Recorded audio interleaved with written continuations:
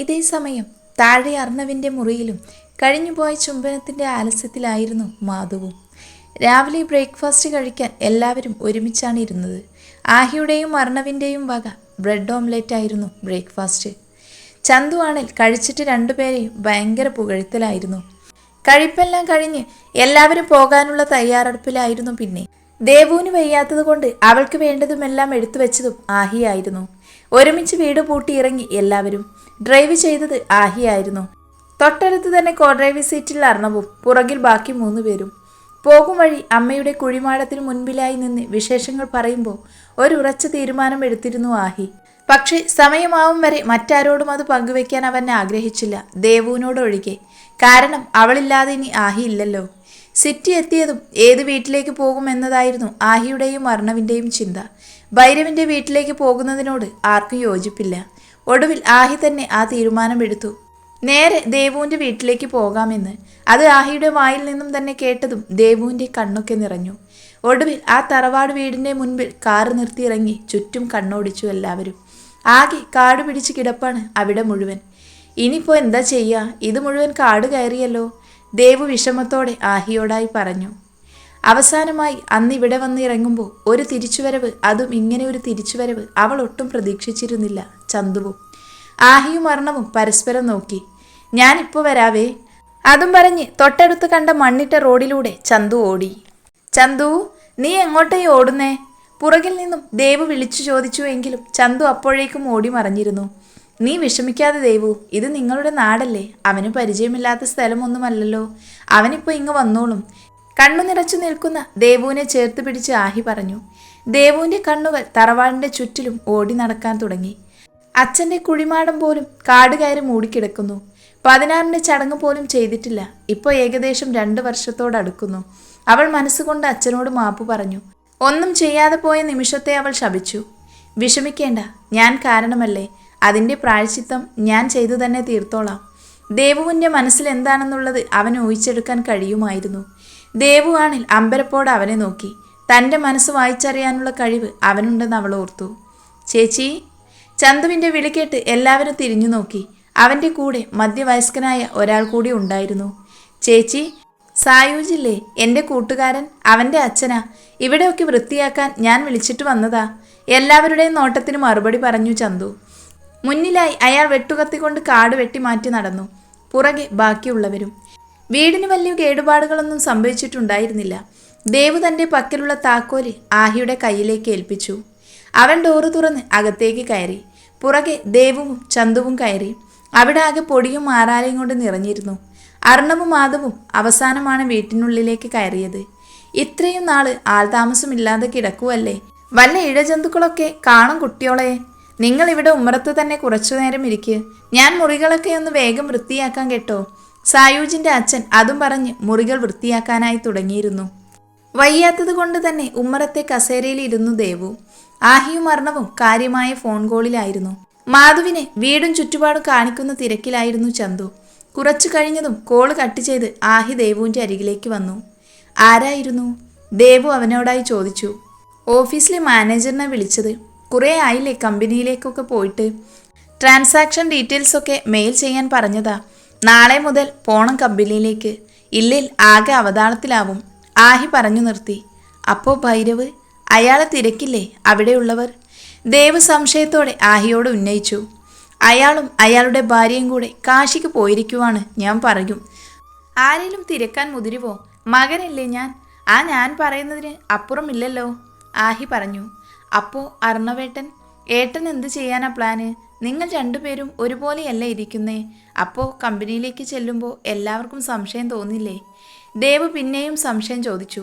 അതിന് അവനെ കമ്പനിയിലേക്ക് കൊണ്ടുപോവാന്ന് ആരാ പറഞ്ഞത്? അവന് സ്വന്തമായ ഒരു ഹോസ്പിറ്റൽ അങ്ങ് തുടങ്ങിക്കൊടുക്കും. അവൻ അതിൻ്റെ കാര്യങ്ങൾ നോക്കും. ഇരട്ടി ലാഭം. എങ്ങനുണ്ട്? ആഹി ചിരിച്ചോണ്ട് ചോദിച്ചു. കൊള്ളാം, നല്ല ബുദ്ധി തന്നെ. ദേവും ചിരിച്ചു. ചിരിക്കുമ്പോൾ വിരിയുന്ന അവളുടെ കവിളിലെ നുണക്കുഴിയിലേക്ക് തന്നെ നോക്കി നിന്നു ആഹി. കുഞ്ഞേ, കഴിഞ്ഞു കേട്ടോ, ഇനി അകത്തേക്ക് കയറിക്കോ, പരിസരം കൂടെ വൃത്തിയാക്കാനുണ്ട്.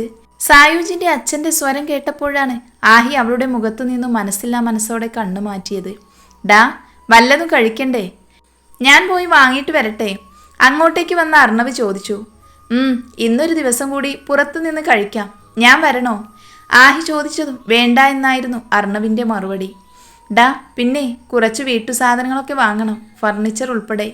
ഇവിടെയുള്ള എല്ലാം ഒരുവിധം നശിച്ചു പോകാറായിട്ടുണ്ട്, ആഹി അർണവിനോടായി പറഞ്ഞു. എടാ, ഇതിപ്പോൾ നമ്മളൊരു സ്ഥലം സെറ്റാകുന്നത് വരെയുള്ള താൽക്കാലിക പ്ലേസ് അല്ലേ. അത്യാവശ്യം വേണ്ടതൊക്കെ വാങ്ങാം, പിന്നെ നമുക്കുള്ളത് കൊണ്ടൊക്കെ അഡ്ജസ്റ്റ് ചെയ്യാം. ഒരാഴ്ചക്കകം പുതിയൊരു സ്ഥലം കണ്ടുപിടിക്കണം, അർണവ് ആഹിയോടായി പറഞ്ഞു. എടാ, ഒത്തിരി ഗസ്റ്റ് ഹൗസുകളും ഫ്ലാറ്റുകളും ഒക്കെ ഉള്ളതാ. നീ പറഞ്ഞിട്ടാ അങ്ങോട്ടേക്കൊന്നും പോകാത്തത്. ആഹി അവനെ നോക്കി. ഇനി കമ്പനി ബെനിഫിറ്റ് വെച്ച് ഒരു ഹൗസ് പണിയണം, അല്ലെങ്കിൽ മേടിക്കണം. ഫസ്റ്റ് പ്രയോറിറ്റി അതാണ്, അർണവ് പുഞ്ചിരിയോടെ ആഹിയോടായി പറഞ്ഞു. ഞാനൊന്ന് അകത്തേക്ക് ചെല്ലട്ടെ? അവരുടെ സംസാരം നീണ്ടുപോകുന്നത് കണ്ട് ദേവ് ചോദിച്ചു. ആഹി തലയാട്ടിയതും അവൾ അകത്തേക്ക് നടന്നു. അപ്പോഴേക്കും ചന്തുവും മാധവും അങ്ങോട്ടേക്ക് വന്നിരുന്നു. ആഹിയുടെ ഫ്രണ്ട്സ്, അവരൊക്കെ ഇപ്പോൾ എവിടെയുണ്ട് ദേവു? മാധു ദേവുവിനോടായി ചോദിച്ചു. അവരൊക്കെ കമ്പനിയിൽ തന്നെയുണ്ട്, സിദ്ധുവേട്ടൻ ഒഴിച്ച്. സിദ്ധുവേട്ടൻ റിക്കവറായി വരുന്നതേ ഉള്ളൂ, ദേവു ഒന്ന് നിശ്വസിച്ചു. അല്ല ദേവു, ഈ സിദ്ധു നിന്റെ മുറച്ചെറുക്കനല്ലേ, അപ്പച്ചിയുടെ മകന്? അതെ. അവരൊക്കെ ആയിട്ട് ഇപ്പോൾ എങ്ങനെയാ? നല്ല രീതിയിലല്ല ഫാമിലി ആയിട്ടുള്ള ബന്ധം മുന്നോട്ട് പോകുന്നത്. മുത്തശ്ശനും മുത്തശ്ശിയുമായി മാത്രമേ ഞാൻ അടുപ്പമുള്ളൂ. അവരെ കണ്ടിട്ടും കുറച്ചായി. ദേവു പലതും ഓർമ്മിച്ചുകൊണ്ടാണത് പറഞ്ഞത്. എന്തോ അവരുടെ ഓർമ്മയിൽ അവരുടെ കണ്ണുകൾ നിറഞ്ഞിരുന്നു, ഒപ്പം ചന്തുവിൻ്റെയും. വീടും ചുറ്റുപാടുമെല്ലാം വൃത്തിയാക്കി കഴിഞ്ഞതും അർണവും മാധവും കൂടി പുറത്തേക്ക് പോയി. ആഹിയാണെ ലാപ്പ് തുറന്നു വെച്ച് മെയിൽ ചെക്ക് ചെയ്തുകൊണ്ടിരുന്നു. ആ സമയം ചന്തുവും ദേവും പതിയെ മുറ്റത്തേക്കിറങ്ങി. അച്ചയുടെ കുഴിമാടത്തിൽ അന്ന് നട്ടുവെച്ച മാവിൻ തൈ ചെറുതായി വളർന്നു തുടങ്ങിയിരുന്നു. കുഴിമാടം നോക്കി നിൽക്കെ അച്ചയുമൊത്തുള്ള പഴയ ഓർമ്മകളിൽ ഇരുവരുകളുടെയും ഉള്ളം നീർന്നുണ്ടായിരുന്നു. ചേച്ചി, കരഞ്ഞുകൊണ്ടവൻ ദേവുവിനെ കെട്ടിപ്പിടിച്ചു. സാരമില്ല, എല്ലാം വിധിയല്ലേ, വിധിയെ തോൽപ്പിക്കാൻ നമുക്ക് കഴിയില്ലല്ലോ, നെടുവീർപ്പിട്ടുകൊണ്ട് പറഞ്ഞു ദേവു. പുതിയ ജീവിതവുമായി പൊരുത്തപ്പെട്ടു തുടങ്ങിയിരുന്നു താൻ. ഇനി ചന്തുവിൻ്റെ കാര്യത്തിൽ മാത്രമേ ഉള്ളൂ ടെൻഷൻ. അവൻ്റെ ഭാവി നശിപ്പിക്കാൻ പാടില്ല. അതിനു വേണ്ടത് എന്താന്ന് വെച്ചാൽ ആഹിയേട്ടനോട് പറഞ്ഞു ചെയ്യിപ്പിക്കണമെന്ന് മനസ്സിലോർത്തുകൊണ്ടവൾ അവൻ്റെ നെറുകയിൽ പതിയെ തലോടിക്കൊണ്ടിരുന്നു. ആഹി തിരക്കെല്ലാം കഴിഞ്ഞു നോക്കുമ്പോൾ ദേവുവിനെ അവിടെങ്ങും കണ്ടില്ല. ചന്തുവിനെ കൂടി കാണാതായതോടെ എന്തോ ഉൾപ്രേരണയിൽ അവൻ പുറത്തേക്ക് നടന്നു. അവിടെ പുറംതിരിഞ്ഞു നിൽക്കുന്ന ഇരുവരെയും നോക്കി അവൻ കാൽ തൂണിലേക്ക് ചാരി നിന്നു. ചന്തുവിൻ്റെ കാര്യത്തിൽ ഒരു തീരുമാനം വേണം. അത് അവളോടുകൂടെ ചോദിച്ചിട്ട് വേണം തീരുമാനമെടുക്കാൻ. അവളോട് ചോദിക്കണമെന്ന് തീരുമാനിച്ച് അവൻ അവരിൽ തന്നെ ദൃഷ്ടി ഉറപ്പിച്ചു. ശല്യപ്പെടുത്തണ്ട എന്ന് കരുതി അങ്ങോട്ടേക്ക് പോകാൻ അവൻ മുതിർന്നില്ല. ഏറെ നേരം കഴിഞ്ഞ് ഇരുവരും നടന്നു വരുന്നത് അവൻ കണ്ടു. ഉമ്മറത്തായിരിക്കുന്ന ആഹിയെ കണ്ട് ദേവു പുഞ്ചിരിച്ചു. ചന്തു കണ്ണുകളൊക്കെ തുടക്കുന്നത് കണ്ടതും അവൻ കരയുകയായിരുന്നു എന്ന് മനസ്സിലായി ആഹിക്ക്. ആഹിയെ കണ്ടതും ചന്തു ഓടി അവൻ്റെ അടുത്തേക്ക് ചെന്നു. പുറകിലായി ചെറിയൊരു പുഞ്ചിരിയോടെ ദേവുവും. എന്തോ അവരെ രണ്ടുപേരെയും ഒരുമിച്ച് അങ്ങനെ കണ്ടപ്പോൾ മനസ്സിലെ ഭാരം തെല്ലൊന്ന് അയഞ്ഞതുപോലെ തോന്നി ആഹിക്ക്. ദേവു, ഇവനെ നമുക്ക് ഏതേലും സ്കൂളിൽ ചേർക്കണ്ടേ? ഇപ്പോൾ തന്നെ ഒത്തിരി ക്ലാസ് മിസ്സായില്ലേ? ആഹി ദേവുവിനെ നോക്കി ചോദിച്ചു. അവൻ പഠിച്ചുകൊണ്ടിരിക്കുന്നത് ബോർഡിംഗ് സ്കൂളിലല്ലേ, അപ്പോൾ അവിടുന്ന് ട്രാൻസ്ഫർ സർട്ടിഫിക്കറ്റ് പേടിച്ചല്ലേ വേറെ സ്കൂളിൽ ചേർക്കാൻ പറ്റൂ? ദേവു മറുപടി പറഞ്ഞു. ആഹി ഒന്ന് ആലോചിച്ചു. സെക്യൂരിറ്റി തീരെയില്ലാത്ത ആ സ്കൂളിൽ ഇനിയും ചന്തുവിനെ പഠിപ്പിക്കാനാകില്ല. അന്ന് അവനെ ഗബ്രിയലും സംഘവും കിഡ്നാപ്പ് ചെയ്തതും ആ ഇൻസെക്യൂരിറ്റി കൊണ്ട് തന്നെയാണെന്ന് അവൻ മനസ്സിലോർത്തു. ചേട്ടായി, അവൻ്റെ ചിന്തകളെ ഭേദിച്ചുകൊണ്ട് ചന്തുവിൻ്റെ വിളിയെത്തി. എന്താണെന്ന ഭാവത്തിൽ ആഹി അവനെ നോക്കി. ഒരു കാര്യം പറഞ്ഞ ചേട്ടായി മുടക്കം പറയരുത്, ചന്തു മടിയോടെ പറഞ്ഞു. എന്താ ചന്തു, നീ കാര്യം പറ. എന്നെ കൊണ്ട് പറ്റുന്നതാണേ അത് ഞാൻ സാധിച്ചു തന്നിരിക്കും. ആഹി ദേവുവിനെ കൂടി നോക്കിയാണ് പറഞ്ഞത്. അത് ചേട്ടായി, എനിക്കും ചേച്ചിക്കും മുത്തശ്ശനെയും മുത്തശ്ശിയെയും ഒന്ന് കാണണമെന്നുണ്ട്. ചേച്ചിയാണെ അങ്ങോട്ടേക്ക് വിളിച്ചിട്ട് കുറച്ചായി. എന്തായാലും അവർ വിഷമിച്ചിരിക്കുമായിരിക്കും. ചന്തു വിഷമത്തോടെ തല താഴ്ത്തിക്കൊണ്ട് ആഹിയോട് പറഞ്ഞു. ഇവിടുത്തെ തിരിക്കൊക്കെ ഒന്ന് മാറിയിട്ട് നമുക്ക് പോകാൻ കേട്ടോ, ഡോണ്ട് വെറി. ആഹി ചിരിയോടെ അത് പറഞ്ഞതും ചന്തു അവനെ സന്തോഷത്തോടെ കെട്ടിപ്പിടിച്ചു. അത് കണ്ട് ദേവും ഒന്ന് ചിരിച്ചു. ചന്തു അകത്തേക്ക് പോയി കഴിഞ്ഞതും ആഹി ദേവുവിൻ്റെ നേർക്ക് തിരിഞ്ഞു. ദേവു, അവൻ്റെ വിളിയിൽ തല താഴ്ത്തി നിന്ന അവൾ ഒന്ന് തലയുയർത്തി ആഹിയെ നോക്കി. നോക്ക് ദേവു, തനിക്ക് എന്നോട് എന്തും തുറന്നു പറയാം. അതിനെൻ്റെ ഭാഗം നോക്കേണ്ട കാര്യമില്ല. നിനക്കെന്ത് ആഗ്രഹമുണ്ടോ അതെന്നോട് ഫ്രീ ആയി തുറന്നു പറയാൻ മടിക്കണ്ട കേട്ടോ. അവളുടെ താടിത്തുമ്പിൽ പിടിച്ചുകൊണ്ട് ചോദിച്ചതും അവൾ പതിയെ അതിന് മറുപടിയായി തലയാട്ടി. ചേച്ചി. അപ്പോഴേക്കും അകത്തുനിന്നും ചന്തുവിൻ്റെ വിളിക്കേട്ട് ദേവു അകത്തേക്ക് കയറിപ്പോയി. ആഹിയെ വിളിച്ചെങ്കിലും അവൻ കുറച്ചുകൂടെ ഇവിടെയൊക്കെ കാണട്ടെ എന്ന് പറഞ്ഞ് പുറത്തേക്കിറങ്ങി. അന്ന് ആദ്യമായി ഈ വീട്ടിലേക്ക് കയറി വന്ന രംഗം അവന് ഓർമ്മ വന്നു. അവൻ ദേവുവിൻ്റെ അച്ചയുടെ കുഴിമാടം ലക്ഷ്യമാക്കി നടന്നു. അറിയാം, ചെയ്യാൻ പാടില്ലാത്ത തെറ്റാണ് ഞാൻ മകളോട് ചെയ്തത്. അതിനുള്ള പ്രായശ്ചിത്തം ചെയ്തുകൊണ്ടിരിക്കുകയാണ് ഞാനിപ്പോൾ. അറിഞ്ഞിരുന്നില്ല ഈ കുടുംബത്തോട് ഞാൻ വെച്ച് പുലർത്തിയത് തെറ്റിദ്ധാരണ കൊണ്ടുള്ള പകയാണെന്ന്. എല്ലാറ്റിനും ഞാൻ മാപ്പ് ചോദിക്കുന്നു. പൊന്നുപോലെ നോക്കിക്കോളാം ഞാൻ ദേവുവിനെയും ചന്തുവിനെയും. ഇനി ഒരിക്കലും അവർ വിഷമിക്കാനുള്ള ഒരു സാഹചര്യവും ഉണ്ടാവില്ല. ഇതെൻ്റെ വാക്കാണ്. കൈകൾ കൂപ്പി അത്രയും പറഞ്ഞപ്പോഴേക്കും തൻ്റെ കണ്ണ് നിറഞ്ഞു പോയെന്ന് അവൻ ഞെട്ടലോടെ ഓർത്തു. എന്നാൽ ഇതെല്ലാം കണ്ടും കേട്ടും മനസ്സ് നിറഞ്ഞ ഒരുവൾ നിറകണ്ണുകളോടെ നിറമനസ്സോടെ ആ ജനലോരം നിൽക്കുന്നുണ്ടായിരുന്നു. അർണവും മാധവും അത്യാവശ്യം വേണ്ട സാധനങ്ങളെല്ലാം വാങ്ങി വന്നു. കട്ടിലൊക്കെ പഴകി നശിക്കാറായതുകൊണ്ട് തന്നെ പായയും മെത്തയും തലയിണയും എല്ലാമായിട്ടാണ് അവരെത്തിയത്. ആഹി ദേവുവിനെ ഒത്തിരി പ്രാവശ്യം ഹോസ്പിറ്റലിലേക്ക് പോകാൻ വിളിച്ചുവെങ്കിലും അവൾ പോകാൻ കൂട്ടാക്കിയില്ല. ഇപ്പോൾ കുറവുണ്ട്, നാളെ പോകാമെന്ന് പറഞ്ഞു അവൾ ഒഴിവായി. ആഹി പിന്നെ നിർബന്ധിക്കാൻ പോയില്ല. അവളുടെ ഇഷ്ടത്തിന് വിട്ടുകൊടുത്തു. രാത്രി ഭക്ഷണം കഴിച്ച് എല്ലാവരും കിടക്കാനായി പോയി. ബാത്റൂമിൽ പോയ ശേഷം ദേവു റൂമിലേക്ക് വന്നപ്പോൾ കാണുന്നത് നിലത്ത് മെത്തയിലിരുന്ന് ഭിത്തിയിലേക്ക് ചാരി മടിയിലേക്ക് ലാപ്പ് വെച്ച് എന്തൊക്കെയോ കാര്യമായി നോക്കുന്നവനെയാണ്. അവൾ ഒരു ചെറുചിരിയോടെ അവനടുത്തേക്ക് ചെന്നിരുന്നു. കുറച്ചുനേരം അവൻ ചെയ്യുന്നതൊക്കെ നോക്കിയിരുന്ന ശേഷം അവൾ പതിയെ അവൻ്റെ തോളിലേക്ക് ചാരി. എന്താണ് പെണ്ണേ?